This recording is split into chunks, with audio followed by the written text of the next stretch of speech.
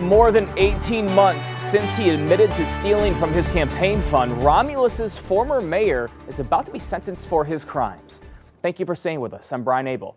It's secret spending that was first revealed by 7 investigator Ross Jones. And tonight, he tells us what prosecutors will be pushing for in court. We are supposed to be there to benefiting the residents. We're elected to help the city grow. But according to the feds, it was Leroy Burcroft's wallet that grew during his time as Romulus mayor, to the tune of more than $15,000. The feds want Burcroft locked up, saying in their sentencing memorandum that the ex-mayor used his campaign fund to help pay for a family wedding, a Florida vacation with friends, and a yacht club membership, all to enhance his lifestyle. His spending was first revealed more than 3 years ago by 7 Action News.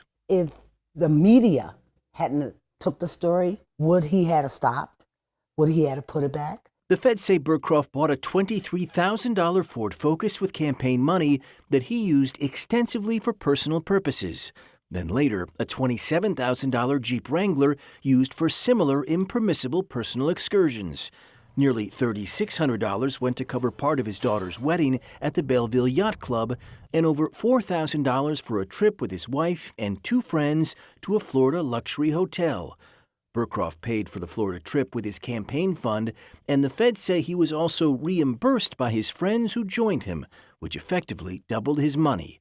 After our story in 2020, Burcroft reimbursed his campaign to the tune of $35,000. The analogy is kind of like, well, I went and I robbed the bank, and then if you paid the money back to the bank, that doesn't mean that you should be punished any less. It means you gave the money back because you got caught. Matthew Schneider is the former U.S. Attorney for the Eastern District of Michigan. Let's be clear, I don't think we'd be in this position without Channel 7 bringing up these facts to light and explaining what happened and how this defendant used this money. The feds say the sentencing guidelines call for an 8 to 14-month sentence, and they're pushing for the max.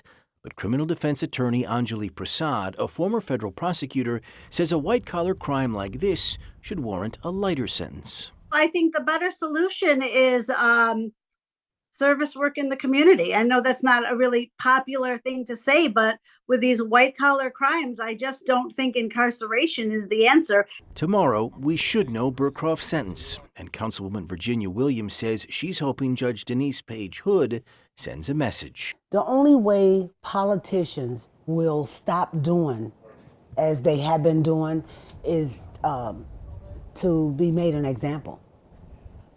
So the feds want prison time. The former mayor wants probation. The judge decides tomorrow. Burcroft's attorney, Walter Pizatowski, released a statement in advance of tomorrow's sentencing. It reads in part, Leroy is no longer mayor, but as his supporters and former fellow employees will say, he has always been a great steward of city tax dollars and of the city's operating budget.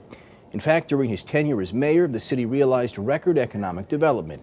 Leroy gave nearly a quarter-century of dedicated and honorable service to his town, a fact which no one that truly knows him will dispute. Sentencing scheduled for 2 p.m. tomorrow.